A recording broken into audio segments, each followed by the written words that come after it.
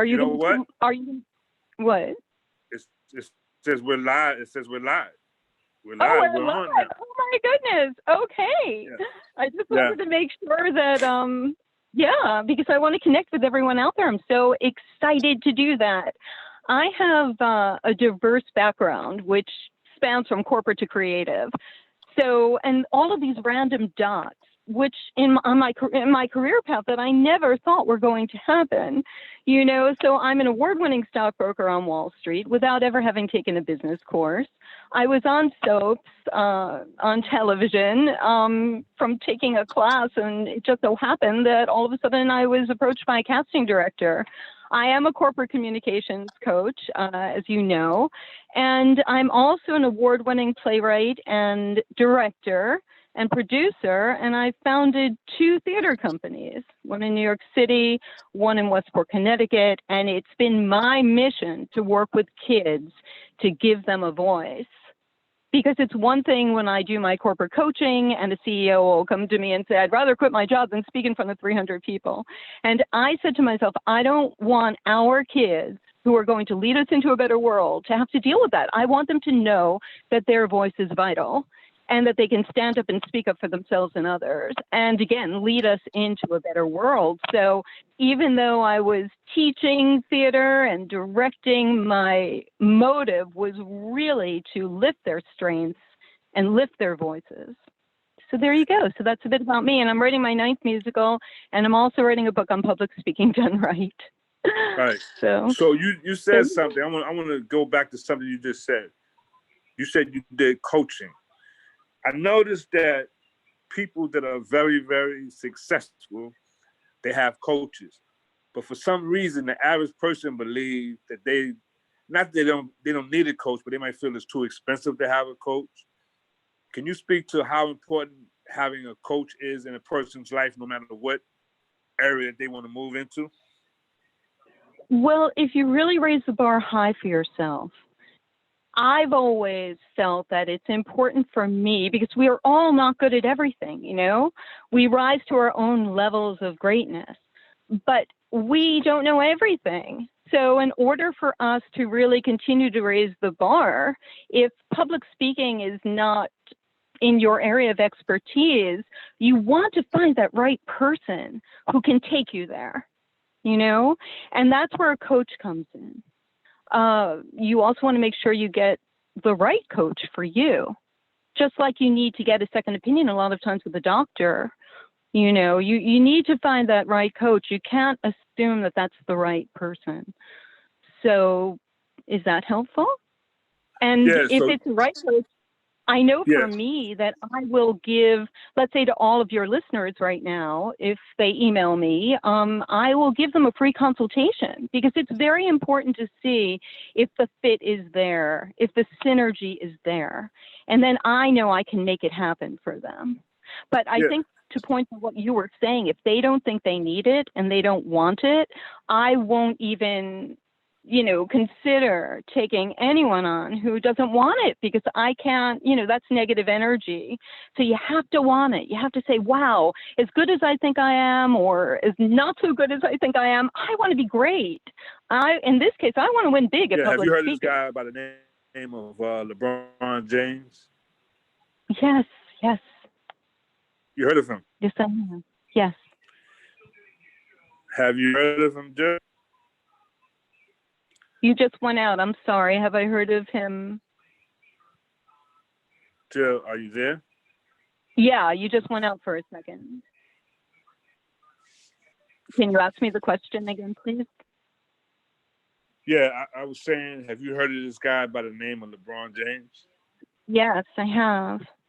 Right. Yes, I have. So he's a basketball player. He plays for the Los Angeles Lakers right now. I have read in the last year that he invests $1.5 million in his training, conditioning, nutrition, massage, everything about making himself a better human being and basketball player. And most people say, well, I don't have $1.5 million to invest in myself. What do you say to that, Bill? Well, I say that there are always ways that you can find a way to get better and find the right people or the right book if you want it badly enough. There's always a way to get it done. So it depends how motivated you are, and it depends if you believe in yourself, and it depends if you can look out and see a path for yourself and say, okay, wait a minute, I want to be the best basketball player. I'm going to see what resources I have right now and get it done. You know, you take one day at a time. You might not have millions of dollars to afford, you know, the resources that LeBron James has, but at one point I'm sure he didn't have the $1 million to afford, right? So you have to see that it's interesting, because I have done workshops with kids who are being fostered, and they said to me, one raised his hand and he said, what do you do when you see an obstacle? And I said, you have to picture greatness on the other end of it. And that's called outcome-based thinking, by the way. Are you familiar with Jim Carrey in terms of his story? Because it's a great example of outcome-based thinking. And you can go onto YouTube and you can hear it. He was basically, had no money, was cleaning toilets with a toothbrush. You know, he was a janitor. And he said to himself, he said Jim Carrey? Yes, Jim Carrey, yes. Yeah, he wrote that $1 million check or something like that, or $10 million check. Yes, a $10 million check. $10 million. And he wrote it and he said, one day I'm going to be able to cash this, you know, but you have to, but everything is a process. But it's not an all or nothing. Excuse me? Yeah. Huh? It's not an all or nothing process, though. It's a process. And if you go through the process and if you have that positive outcome, right? J.K. Rowling was writing her books. She was living out of her car. She was writing her books on napkins. The Harry Potter books. I mean, yeah. I heard she was on welfare. Yeah. I mean, you know something, Rick, the real wealth is inside of you, and it's priceless. Mm-hmm. And we have to know that we have that power. In order to know that we have that power, we have to know what our strengths are. We have to know where our power lies. So, again, yes. Do you want me to keep talking? I would like to know about this thing called NLP, Neurolinguistic programming. It's how the brain interprets language. Yeah, sure. I'm certified in it. Neurolinguistic programming. And it's how the brain, you can hear me? Yeah. Neuro, linguistic programming.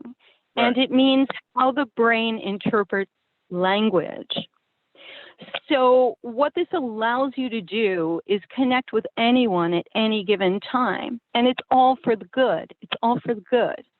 So Anthony Robbins, you know, Tony Robbins with the fire walking and all of that, walking on hot coals, rather, he utilizes a lot of that. Uh-huh. When he have you ever heard of a guy named Richard Banter? Yes, of course. That's one of the founders, Bandler and Binder, right? Yes. And I got certified in this years and years ago. And it's amazing. It's one of the reasons why I became an award-winning stockbroker, because I didn't need a business course to know how to connect with someone on a very authentic level. And I would open accounts. I self-taught myself, you know, business and the stock market, but I knew how to tell a captivating, authentic story, and people trusted me, as they should have. And I opened a record number of accounts throughout the country my first year on a $10,000 minimum, mind you. And I never met anyone. So a lot of that is because you studied neurolinguistic programming. It's part of it, because I knew how to tell a story. And I mean, there's a whole art to that. And by the way, I utilize that helping clients master their message, because there's a way to use language to connect with everyone in that room when you're giving a presentation. And there's a way to use language to lift your message. I mean, when you think of it, an and lifts your message, right? I went to the store, I bought apples and oranges and bananas, right? It's lifting it. As soon as you say a but, it negates. So I went to the store to buy apples and oranges, but, right? Or, Rick, I really like you, but, right? You know something negative is going to be said. Right. So people are not aware to the extent. Also, there's something incredible that I'm going to share with all of you. The brain gravitates towards threes. So when you build something, a sentence, build it in threes. And when you think of it, life, liberty, and the pursuit of happiness, the beginning, middle, end, Goldilocks and the Three Bears, the Three Musketeers, right? This happens for a reason. Our brains love threes. A gold medal, silver medal, a bronze medal in the Olympics. So if you're building, when I work with clients, you know, this is unprecedented. It's unheard of. It's this. I always say, let's get the third in there. There's a way, because people are so used to writing things in the with the spoken word and sound like Wikipedia. There's a way, not the spoken word, I'm sorry, the written word and sound like Wikipedia. There's a way to craft the message in the spoken word that's organic and authentic. And again, you can connect, you can fill the room with your energy and inspire people. There's a way to do that. And yes, circling back to what you were saying, NLP is one of the things which I use. And with NLP, it's really interesting because their premise, one of their premises is, you know how you get rid of a negative?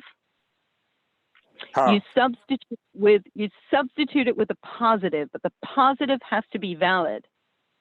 And that's the whole premise of my book. The reason why people don't want to speak in public, the reason why, you know, a CEO would rather quit his job than speak in front of 300 people is because, and this is the good news, by the way, everyone's been mistaught. It's not your fault. Because if you're a high achiever, somewhere you know on a conscious or subconscious level that you don't have what it takes to hit it out of the ballpark, and you don't want to go up there and make that presentation. And I don't blame you. I wouldn't want to do it either. So that's why I've created a breakthrough methodology having to do with my background. And I created a breakthrough methodology that works and that can get people to master their power and win big. Because that's the only way to go, right? So can NLP help someone that has low self-concept, low self-esteem? Well, that's one of the tools, yes. The other, in terms of going back to how you get rid of a negative to substitute it with a positive, I had a student who was a teen, and he really didn't believe in himself a whole lot. And we sat down, and this is an exercise that I took like it's a version of something that NLP would do. And I sat down, and he said, well, he said, I don't like this, I don't like that, I don't like this about myself. I said, okay, write it down. Here's a piece of paper, write it down. And I said to him, now I want you to go into the other room, and I want you to look in the mirror, and I want you to see things that you like about yourself. See things that you like about yourself. Take a few minutes, come back to me when you're ready. So he sat down, and he said, well, I guess I like my eyes. They're very honest. And I said, okay, write that down on the other side of the paper. Turn the paper. And then he said, well, I guess I like this. I guess I like that. And I said, great. I said, now you've substituted the negatives with valid positives. The negatives will go away. Go and rip that piece of paper up and throw it out and get rid of those negatives. And what it is, Rick, it's all about giving ourselves permission to do things like that, to embrace who we are, to embrace our power. But our society is so used to focusing on the negative, negative, negative. And when you think of it, you go into Barnes & Noble, how to turn your weaknesses into a strength, right? I'll run a corporate workshop with adults. We'll sit in a circle, and I'll say, name 3 of your strengths. And they look at me. They either can't get to the third one, can't get to the second one because they feel they're bragging, or they can't articulate it, or because they don't know. And then I go around the same circle and I say, name one of your weaknesses, and out come 5 and 10 seconds. So what's wrong here, right? We can talk about what we're not good at, but we can't talk about what we are good at. And the key is, take your strengths. First, you have to know what they are, and you have to own them. Make them stronger. Spend 95% of your time making them stronger. Take your weaknesses. Spend the other 5%. Bring them up to par. I have no sense of direction. If my brain doesn't go there, if I spent all my time trying to turn that into a strength, it's not going to happen. And then what would I be doing? I'd be neglecting my strengths. So I get used to getting lost. I get used to asking for directions. I learned to read a navigator. I mean, this is what I do. But my strength, one of my strengths is to see the strengths in others and bring those strengths out and get them to a conscious level. The more we can embrace our strengths, the more we can pay it forward, the more powerful we are to pay it forward with love and positivity and make this world a better place. It's a powerful ripple effect. And mind you, I can see strengths if I'm talking to someone over the phone. So, well, I don't want to make excuses, but a lot of people have negative parents, and that has an impact on the child. And then that child eventually at some points become an adult. And then they grow up with this thing called behavior challenges. Absolutely. Absolutely. And I know all about those things. What I do when I work with people, and again, this is public speaking, but a lot of people say that I'm like a therapist or a life coach because it's mind, body, spirit, What I do is when I help them discover their strengths, as they say, all of a sudden the past does not have the same focus, because they're embracing power that they've never embraced within themselves before. And then they see a future ahead. And a good coach can take you by the hand and lead you there. So when I'm working on public speaking, I'm in presentations, I'm also working on all of this, because you can't just read a manual and do something mechanically. Again, it's got to come from an authentic place. So this is for life. And I used to call my theater program Theater for Life. And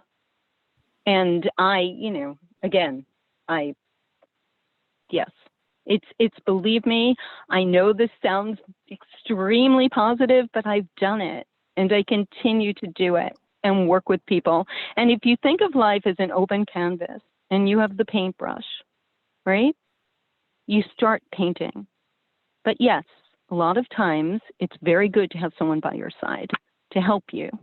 So how do you feel about this situation that we are experiencing right now? Not only here, but everywhere. The world is experiencing this thing that we're going through, this pandemic right now. How do you feel about that? What do you think about that? I think it's awful. However, and I just ran into someone and expressed my view on this. If we get it right, all of us can evolve. All of us in this isolation can look into ourselves, value ourselves more, value our time more, tap into our center, our power, and creativity and connectivity are heightened during these times. That you can reach out to someone by phone or like we're doing, and again, you can create a powerful ripple effect. You also realize you can be very introspective and say, wait a minute, I don't like, these are the things that I was doing that I was just so used to doing that I never had time to think about it. Now we have time to think about it. Now we have time to think, if a genie popped out of a bottle, what would be our 3 wishes? And how would we get there? We have time to think about toxic people who are in our lives and how that does not do us any justice whatsoever. and to let in the positive energy and to surround yourself with friends and family who are positive. Those are the people who should be in your inner circle. The people who are toxic, who you have to deal with, that's more of an outer circle. And there are ways to deal with toxic people so that the energy does not enter into your space. I do that with creative workshops, and it works because no one deserves to have that toxic energy enter into their space. We have so many things we have to do in this lifetime, you know, so if everyone, all of your listeners, and I do this, when you wake up in the morning, write down 3 things you're grateful for. Say them out loud. Find them. It could be that you have vanilla ice cream in the refrigerator.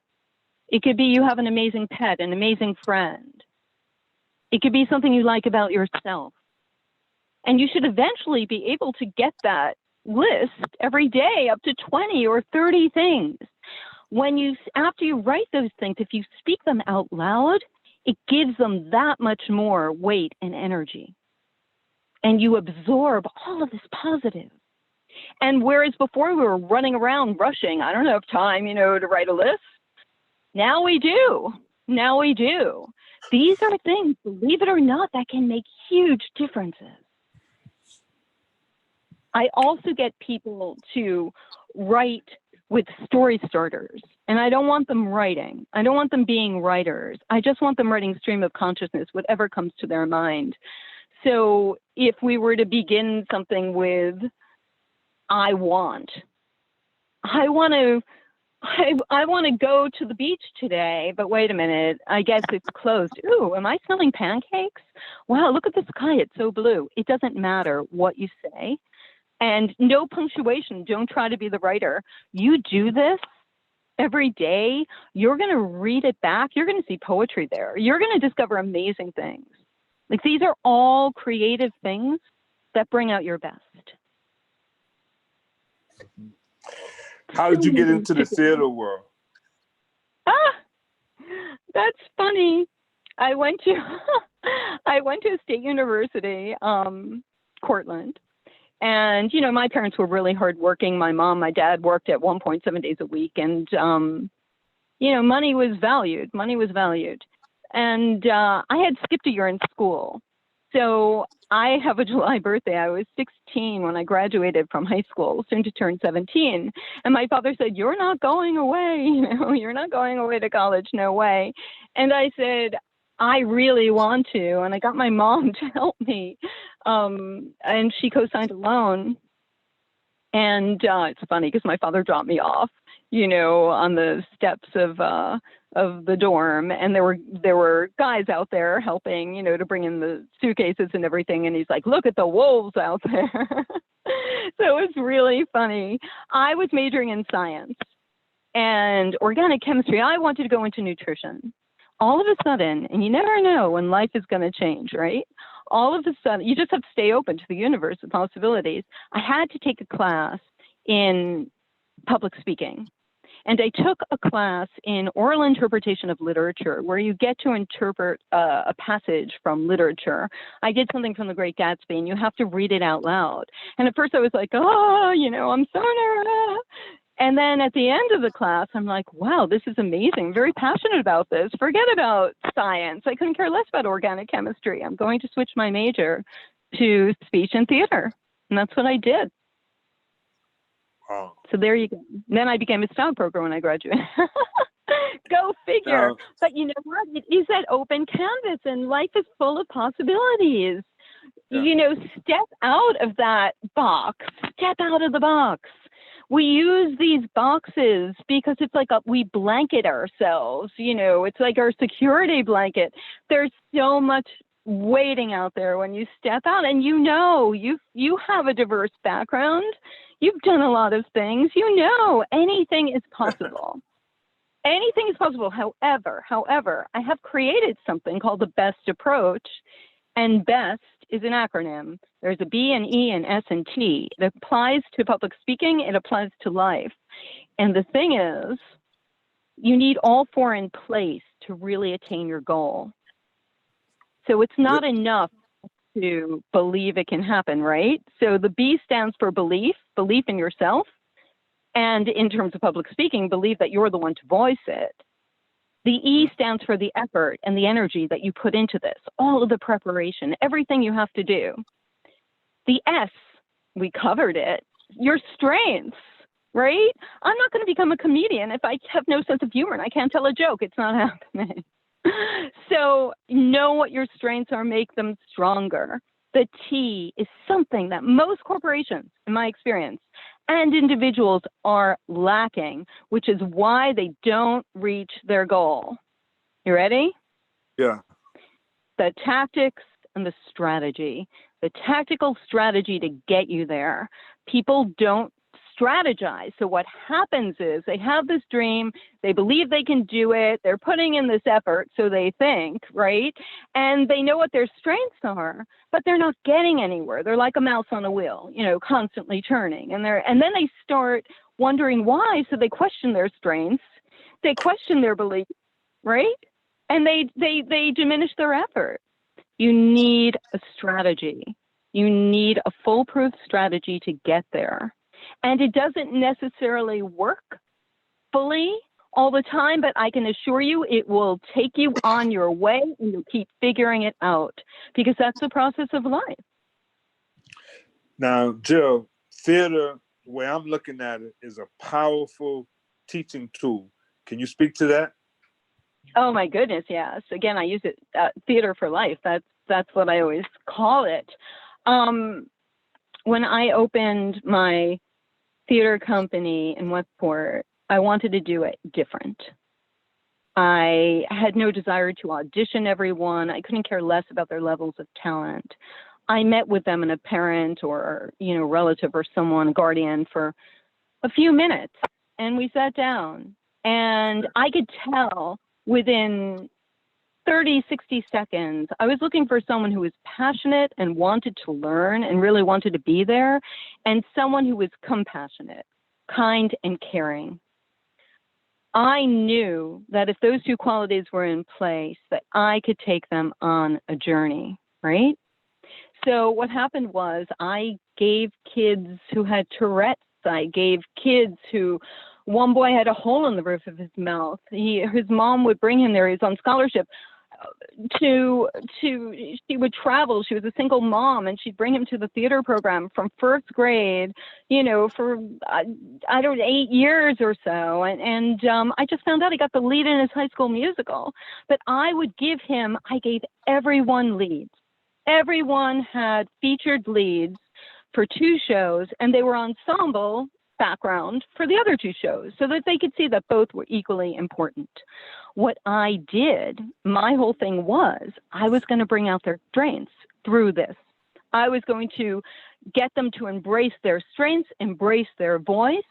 And I just decided the first year we opened, I was sitting around with a group of middle school and high school kids, and I said, you know what, it's great to do musicals like Eyes and Dolls or West Side Story, but I want to write something that speaks to your world. I think I'm going to write a musical. And what happened was they were immersed in the process of talking, and I was creating, and they saw something go from a seed onto an off-Broadway stage where they got to perform.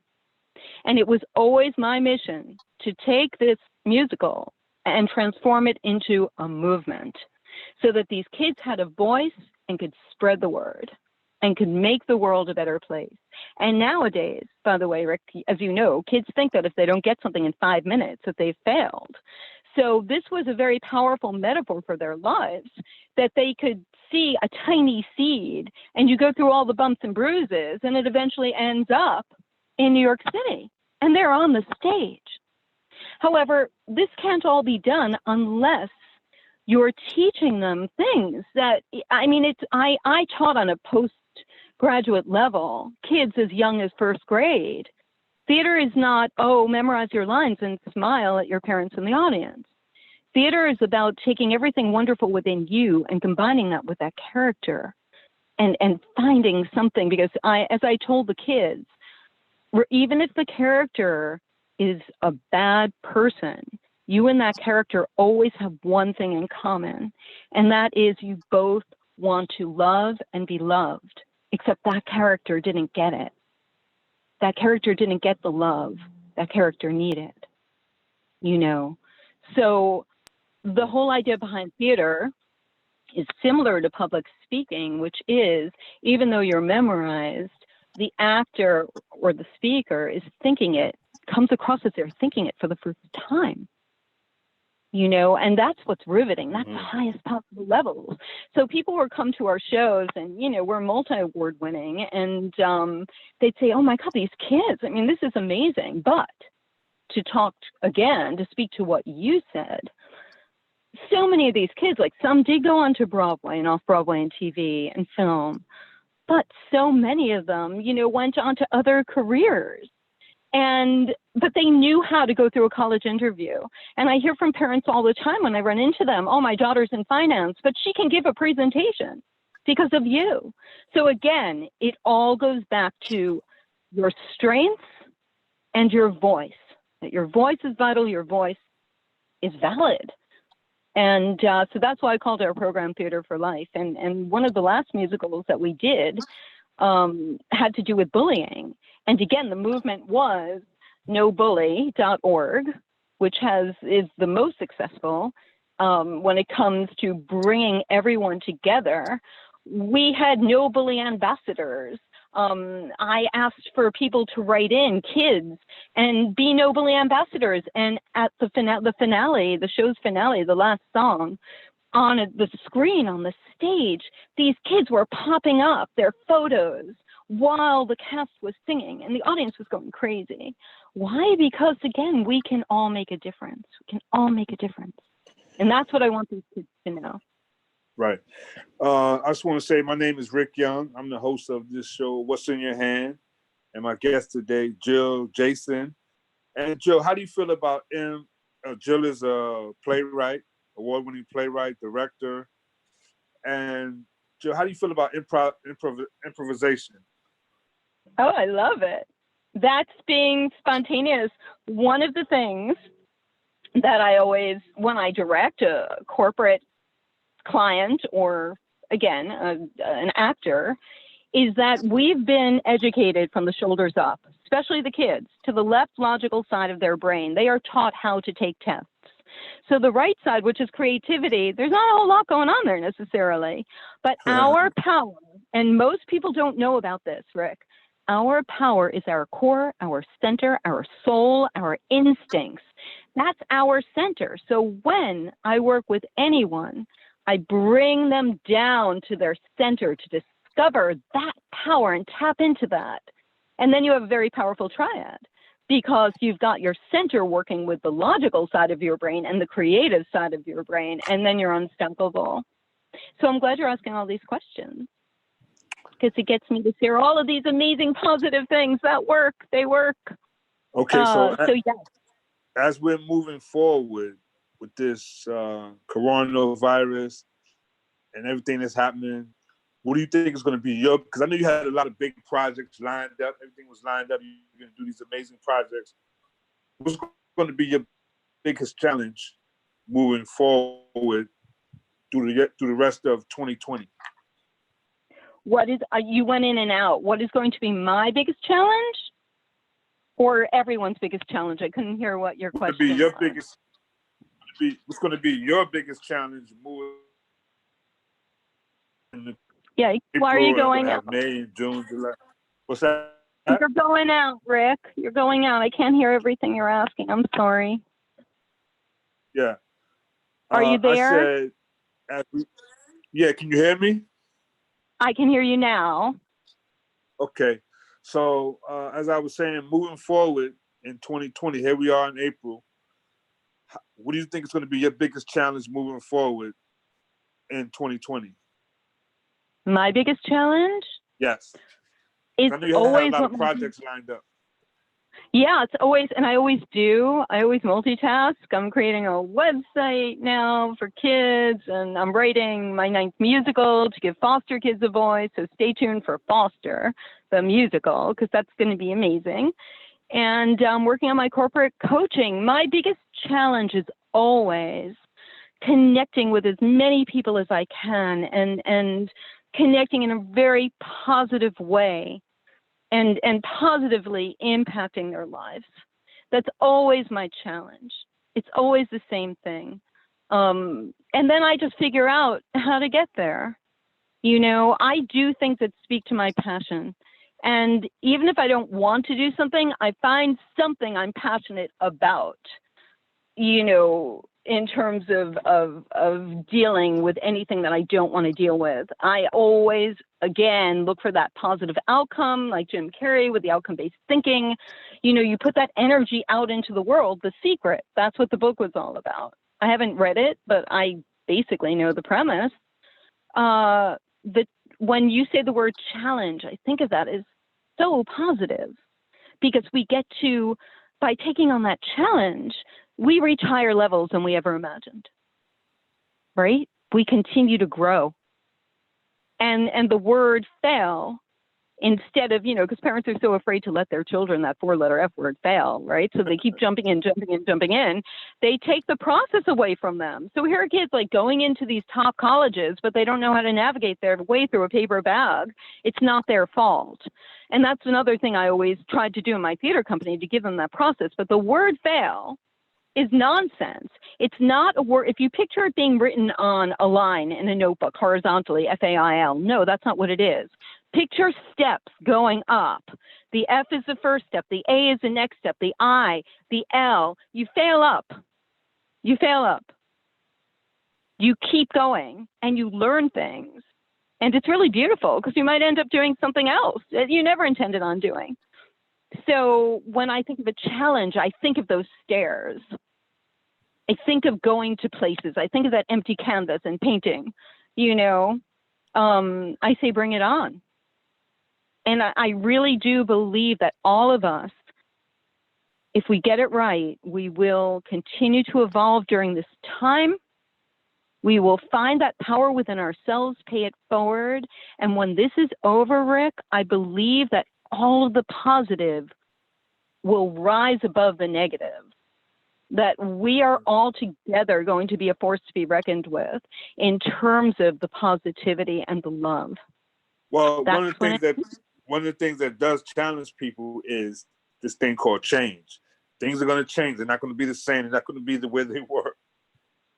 Yeah, and so you know what I change, said? People have challenges with this thing called change. Yes, and you know, remember NLP, get rid of a negative by substituting it with a valid positive. So the word change, think of it again like steps up. Envision it that way. The C, then the H goes up another step, A-N-G-E. You will reach higher levels. We are all capable of doing that if we zone in on our strengths and if we share the love. So how can people reach you if they want to reach out to you and connect with you? Okay, so, and by the way, my website, my corporate website is going to be going up. It hasn't done it yet because, of course, with everything that's going on, it's, you know, everything's been delayed. However, the email's working. Yay! So I can also text this to you if for some reason, you know, I'm hoping that everyone can hear me. And again, if they write in the subject matter that they listen to your show, that they were listening, free consultation. So I'd be so happy to do it. Info, I, N as in Nancy, F as in Frank, O, at Jaysen, which is my last name, Jay, S as in Sam, E, N as in Nancy, communications, it's long, COMMUNICAT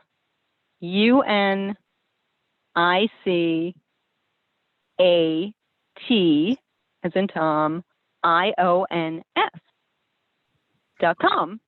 So info at jaysencommunications.com. It's a mouthful, I know. I think what I need to do is get another domain name with it and shorten the address, but I was waiting for the website to go up. So in the meantime, I promise you can reach me there. Info at jaysencommunications.com. Let me just make sure that is correct, by the way, because I'm gonna check my email. I just donated public speaking coaching to. I donate to fundraisers, because the fundraiser can get money, and this was just, again, I'm all for making the world a better place. Yeah, it's info@jaysencommunications.com. That's it. Write down that they're your listeners or your audience, and done. And Jill, I'll tell you, the sooner the better, because why not now? I mean, now's the time. So if anyone out there who's listening is inspired, email me now. Don't even think about it. Email me now. This is free. It's a gift to you. Hey, Jill, final question. Yes. Final question. You ready for the final question? I am. I don't like it being the final question because we've had such a good time together, and I think you're amazing. Well, So the final question for today, we probably will do this again, but that's just for today. I want you to give the people something to walk away with. So let's say you get a shot or a chance to speak, and the world is listening to Jill Jaysen's message. What is Jill going to say to the world right now? I'm going to say to the world, the power lives within you. The reason why you haven't succeeded at public speaking has nothing to do with you. You've been mistaught. If you learn how to do it the right way and you take those strengths, and I can help you, show you how to do it the right way, even in the consultation, I can show you how to do it for free the right way initially. You can do anything you want to do. But the bottom line is, if we take it out of public speaking, use that best approach, believe in yourself, know what your strengths are, put in the effort, and figure out the strategy in terms of who you know and how you can get there. And you will really believe it, really believe it, and start cultivating that powerful network of like-minded, like-hearted friends and family to surround you. Do creative visualizations, do outcome-based thinking, and really believe, and give to others. And let's create that powerful ripple effect together. So feel free to contact me. And I don't know, you know me, I can go on talking forever. I want everyone to know it's possible. You can win big at public speaking, but you can also win big in life. So we're gonna complete this today. But I want to give a message to you. I want you to do me a favor, Jill Jaysen. Okay, Rick. There was this guy, and he went by the name of Bruce Lee. I don't know if you ever heard of this guy named Bruce Lee. Yeah, he was in martial arts, right? Right. He was like iconic, yeah. He was like what? Iconic. I mean, he's, even I know. I'm not athletic, but even I know who he is, and LeBron James too. So Bruce Lee had this quote that he would say. He would say, "Be like water." So Jill Jaysen, I want you to be like water. Tell me specifically. Huh? Because our brains are going to go different places with that. Tell me what you want me to spread the word. You want me to spread the goodness? No. I want you to be like water. So in other words, he would say, be like water. He said, water is strong, it's powerful. It can crash. You put it in a cup, it takes the shape of the cup. You put it in a teapot, it takes the shape of the teapot. He's just saying how wonderful this thing called water is. Oh, that's beautiful. Yeah, I'll send you the link. I'll send you the link, and he talks about this thing called "Be Like Water." That's and I got beautiful. one more for you. I got one more. What? One more. Tell me. So there's this guy named Wayne Gretzky. He was a hockey player. Oh yeah, exactly. From Canada. From Canada, yeah. Right? So he says he was one of the best hockey players to ever play the game. He says, "I don't go where the puck is. I go where the puck is going to be."